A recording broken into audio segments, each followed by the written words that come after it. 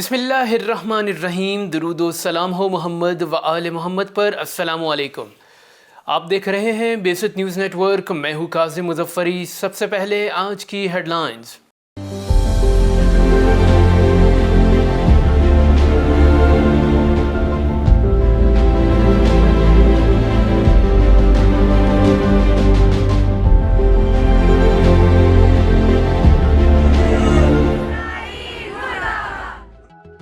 تحریک بیداری امت مصطفیٰ کے زیر انتظام مرد آباد اسرائیل ریلی۔ وزیر اعظم اور آرمی چیف کی ایرانی وزیر خارجہ امیر حسین عبدالاحیان سے ملاقات۔ برطانیہ میں کرسمس پر لاک ڈاؤن کا امکان۔ ارکان پارلیمنٹ کی وزیر اعظم کے خلاف تحریک عدم اعتماد کی دھمکی۔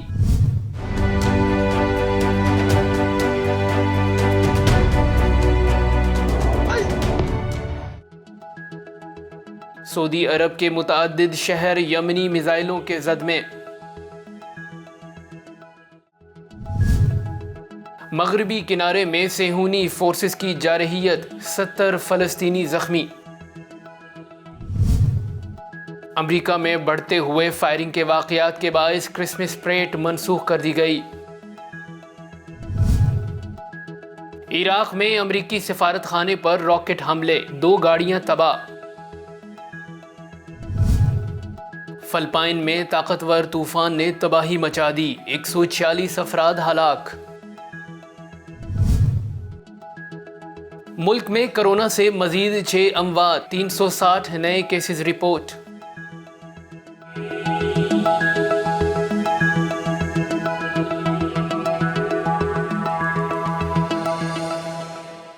اور اب خبریں تفصیل کے ساتھ۔ علامہ سید جواد نقوی نے کہا ہے کہ صہیونیت پسند قوتوں کے خلاف مسلمانوں کی ہم آہنگی اور تعاون اسرائیلی ریاست کے حامی امریکہ اور یورپ کے لیے وحشتناک ثابت ہوگا۔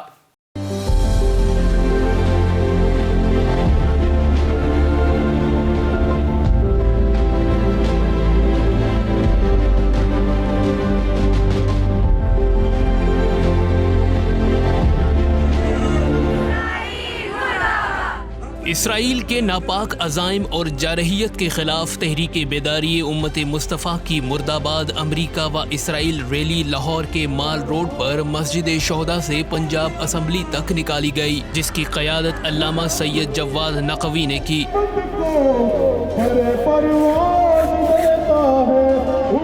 ریلی میں کثیر تعداد میں عوام نے شرکت کی۔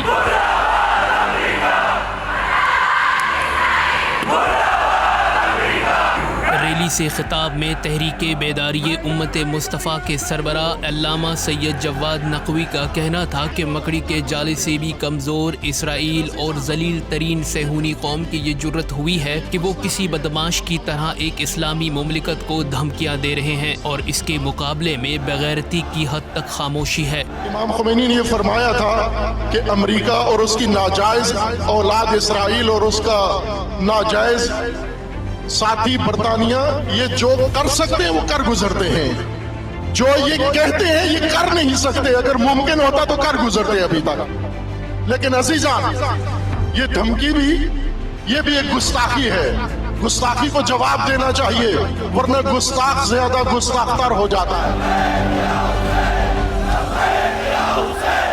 کوئی ملک رسمی طور پر بھی بیان نہیں دے رہا کیونکہ بے ضمیر حکمرانوں کو اپنا اقتدار عزیز ہے۔ علامہ سید جواد نقوی کا مزید کہنا تھا کہ اہم نقطہ جو عالم اسلام کی سیاسی و دفاعی شخصیات کی نظر سے پنہان نہیں رہنا چاہیے، وہ مزاحمتی محاذ کو دیوار سے لگانے کی امریکی اور صہیونی سیاست ہے۔ انہوں نے زور دیا کہ تمام اسلامی ممالک اور خاص طور پر عرب ممالک میں نوجوانوں کو امام خمینی کی سفارشات کو نظر سے دور نہیں ہونے دینا چاہیے۔ سید جواد نقوی کا مزید کہنا تھا کہ امریکہ، اسرائیل، فاشسٹ بھارتی حکومت اور مسلمان سرزمینوں پر ہر جار اتحاد کے خلاف پاکستانی قوم کی عمومی نفرت ان کے زندہ ضمیر ہونے کی علامت ہے۔ غاصب حکومت کے ساتھ چند کمزور عرب حکومتوں کے روابط کی بحالی اسی حقیقت سے فرار کی ناکام کوشش ہے جو کارگر نہیں ہوں گی، اور ان لوگوں کے ہاتھ صرف ذلت اور بدنامی لگے گی جنہوں نے اپنے تمام وسائل اس استکباری سیاست کے لیے وقف کر رکھے ہیں۔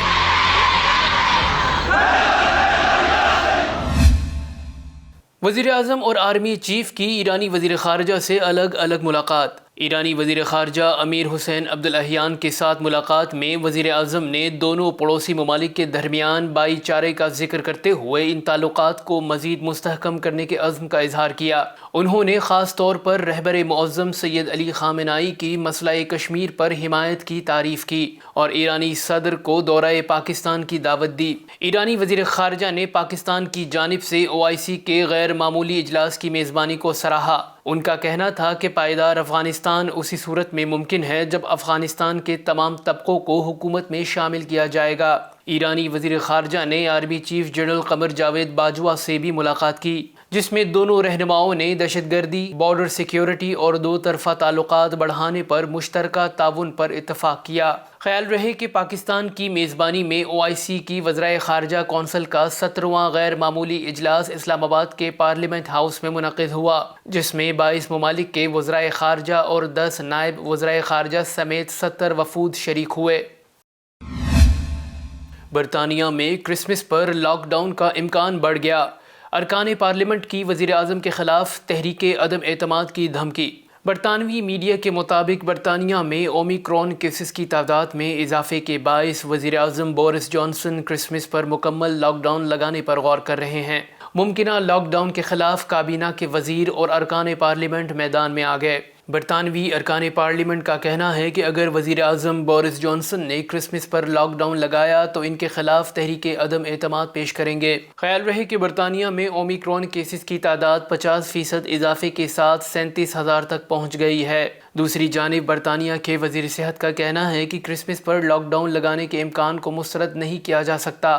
واضح رہے کہ برطانیہ میں کرونا وائرس کے پھیلاؤ کو روکنے کے لیے پہلے ہی پلان B نافذ کر دیا گیا ہے، جس پر عوام میں شدید غم و غصہ پایا جاتا ہے۔ سعودی عرب کے متعدد شہر یمنی میزائلوں کی زد میں آ گئے۔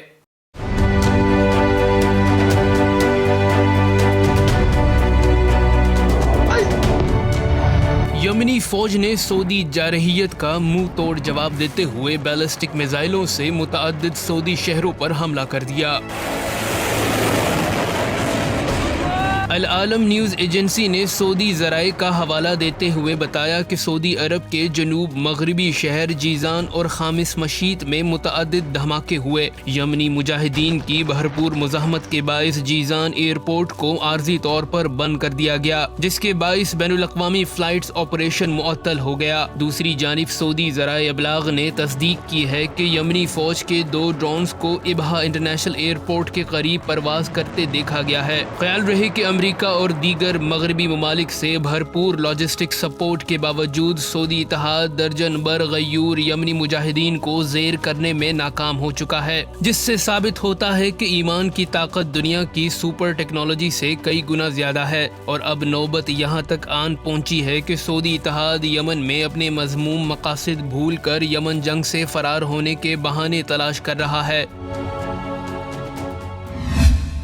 مغربی کنارے میں صہیونی فورسز کی جارحیت سے 70 فلسطینی زخمی ہو گئے۔ فلسطینی میڈیا کے مطابق مقبوضہ مغربی کنارے کے علاقے نابلس میں قابض صہیونی فورسز اور انتہا پسند آبادکاروں نے فلسطینی آبادی پر حملہ کر دیا، جس کے نتیجے میں 70 سے زائد فلسطینی زخمی ہو گئے۔ قابض فورسز نے فلسطینیوں پر آنسو گیس کی شیلنگ کی اور ربڑ کی گولیاں برسائیں۔ ریڈ کریسنٹ کے مطابق 15 فلسطینی ربڑ کی گولیاں لگنے سے شدید زخمی ہوئے، جبکہ 50 سے زائد افراد کو سانس کا مسئلہ پیدا ہو گیا ہے۔ اس سے قبل ایک فلسطینی انتہا پسند صہیونی آبادکار کی فائرنگ سے زخمی ہوا تھا۔ خیال رہے کہ 6 لاکھ سے زائد صہیونی آبادکار فلسطینی سرزمین پر زبردستی آباد ہیں۔ بین الاقوامی قوانین کے مطابق یہ بستیاں غیر قانونی ہیں، تاہم صہیونی ریاست بین الاقوامی قوانین کو پس پشت ڈال کر نئی بستیاں تعمیر کر رہا ہے۔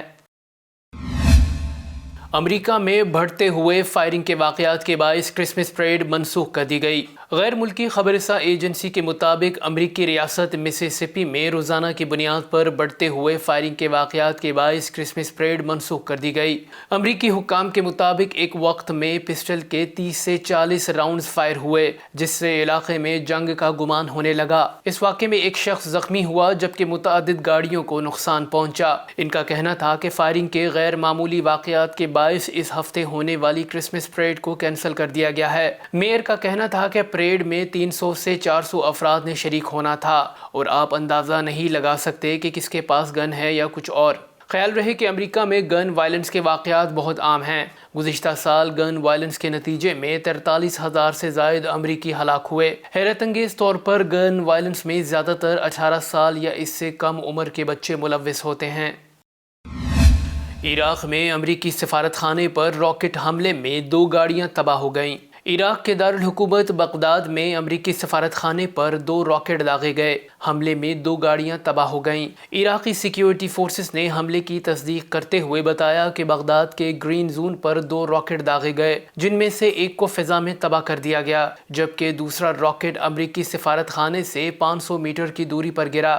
حملے میں 2 گاڑیاں تباہ ہو گئیں، تاہم کوئی جانی نقصان نہیں ہوا۔ اب تک کسی گروپ نے حملے کی ذمہ داری قبول نہیں کی۔ اس دوران عراقی مزاحمتی تحریک خیبر بریگیڈ نے خبردار کیا کہ اگر امریکہ نے عراق میں اپنی موجودگی کو مزید طول دیا تو ان پر حملوں میں اضافہ ہو جائے گا، کیونکہ امریکہ امن کی زبان نہیں سمجھتا۔ خیال رہے کہ عراق سے امریکی فوجیوں کے انخلاء کی ڈیڈ لائن ختم ہونے والی ہے، لیکن ابھی تک امریکہ نے اس حوالے سے کوئی اقدام نہیں کیا۔ فلپائن میں طاقتور طوفان نے تباہی مچا دی۔ طوفان کے باعث 146 افراد ہلاک ہو گئے۔ خبر ایجنسی کے مطابق طوفان سے سب سے زیادہ متاثرہ صوبے بوہول کے گورنر آتھر کا کہنا تھا کہ اب تک 72 افراد ہلاک، 10 لاپتہ اور 13 زخمی ہوئے ہیں۔ انہوں نے خدشہ ظاہر کیا ہے کہ ہلاکتوں کی تعداد میں اضافہ ہو سکتا ہے، کیونکہ 48 میئرز میں سے 33 نے مواصلاتی نظام خراب ہونے کے سبب دوبارہ ہم سے رابطہ کیا ہے۔ حکومت کے مطابق 3 لاکھ رہائشیوں سمیت مجموعی طور پر 7,80,000 افراد متاثر ہوئے ہیں اور 3 لاکھ افراد کو فوری طور پر اپنی رہائش گاہوں سے دوسرے مقامات پر منتقل ہونا پڑا۔ دوسری جانب دینگد جزیرے پر بھی مختلف علاقوں میں کم از کم 10 افراد ہلاک ہو گئے، جس کے نتیجے میں ہلاکتوں کی مجموعی تعداد 146 ہو گئی ہے۔ ملک میں کورونا سے مزید 6 افراد جاں بحق ہو گئے، جبکہ 360 نئے کیسز رپورٹ ہوئے۔ NCOC کی جانب سے جاری بیان کے مطابق گزشتہ 24 گھنٹوں کے دوران ملک میں کورونا کی تشخیص کے لیے 43,242 ٹیسٹ کیے گئے، جن میں سے 360 افراد میں کورونا وائرس کی تصدیق ہوئی۔ گزشتہ روز اس وبا نے مزید 6 افراد کی زندگیوں کو نگل لیا، جبکہ مثبت کیسز کی شرح 83% ریکارڈ ہوئی۔ اس کے علاوہ 666 مریضوں کی حالت تشویشناک بتائی جاتی ہے۔ کورونا وائرس کے خلاف یہ احتیاطی تدابیر اختیار کرنے سے اس وبا کے خلاف جنگ جیتنا آسان ہو سکتا ہے، جیسا کہ سینیٹائزر کا استعمال کرنا، صابن سے ہاتھوں کو 20 منٹ تک دھونا اور باہر نکلتے وقت ماسک لگانا یا کسی سے ملتے وقت مناسب فاصلہ رکھنے سے کورونا سے بچا جا سکتا ہے۔ اب تک کے لیے اتنا ہی۔ مزید خبروں اور اپڈیٹس کے لیے دیکھتے رہیے بے ست نیوز نیٹ ورک۔ اپنا خیال رکھیے گا۔ اللہ حافظ۔